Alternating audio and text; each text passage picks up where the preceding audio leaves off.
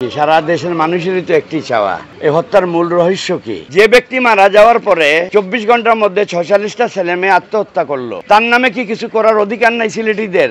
সিলেটি হিসাবে আমরা সালমান শাহের জন্য কিছু করতে পারিনি। সালমান শাহ ভাইয়ার কথা বলে আমি হয়তো শেষ করতে পারবো না। ছোটবেলায় সালমান ভাইয়ের মুভি দেখতাম, তো সালমান ভাইয়ের যখন মুভি দেখতে যেতাম তখন আম্মুর টাকা চুরি করে কিন্তু মুভিগুলি দেখা হতো। ঈদ আসলে ভিউ কার্ডগুলি আমরা কিনতাম, কিনে বিক্রি করতাম। সেই সময় ছিল এই যুগে তো অন্য কিছু, কিন্তু সেই সময় ছিল ভিউ কার্ড বিক্রি করে ওই ভিউ কার্ডকে সালমান শাহ, শাবনূর, সালমান শাহ মৌসুমী এরকম ভিউ কার্ড ঈদ কার্ড হিসেবে ব্যবহৃত হতো। যে কোনো পরিবারের একজন মারা গেলে, একটা বাড়িতে যদি একটা লোকের বউ মারা যায়, তাইলে পুলিশ আইসা প্রথমে হাজব্যান্ডের ভাই বাপরে নিয়ে যায় থানায় রিমান্ডে, এরপরে এক এক করে সবাই নেয়।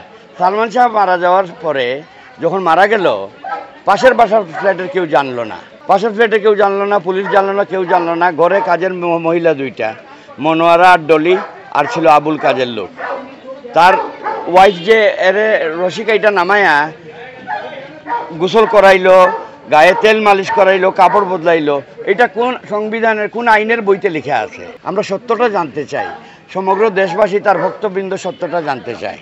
মামলা চলমান আছে, ইনশাল্লাহ আগামী 23 তারিখে একটা ভালো রেজাল্ট আপনারা শুনতে পাবেন। যে ব্যক্তি মারা যাওয়ার পরে 24 ঘন্টার মধ্যে 46টা ছেলে মেয়ে আত্মহত্যা করলো, তার নামে কি কিছু করার অধিকার নাই সিলেটিদের? বাইরের ডিস্ট্রিক্ট থেকে ছেলেপিলে আইসা তারা আমারে বলতেছে, মামা আপনারা সিলেটিরা স্বার্থপর। আমরা দাবি জানাই সিলেটে সালমান শাহর জন্য একটা কিছু করা হোক, স্টেডিয়ামের নাম দেওয়া হোক, বা একটা চত্বরের নাম দেওয়া হোক, বা একটা রোডের নাম দেওয়া হোক। এর নাম কি সিলেটি? 4 বছর সময়ের মধ্যে সালমান শাহ অবিস্মরণীয় একটা কাজ করে দেখিয়েছেন, যে মানুষের হৃদয়ে কিভাবে 29 বছর মৃত্যুর 29 বছর পর কিভাবে জীবিত থাকা যায়। আপনারা দেখছেন আজকে সালমান শাহের বাড়িতে শত শত মানুষ এসেছে, এবং গতকালকে থেকে সালমান শাহের মাজার জিয়ারতের মাধ্যমে আজকের এই যে শোক অনুষ্ঠান শুরু হয়েছে।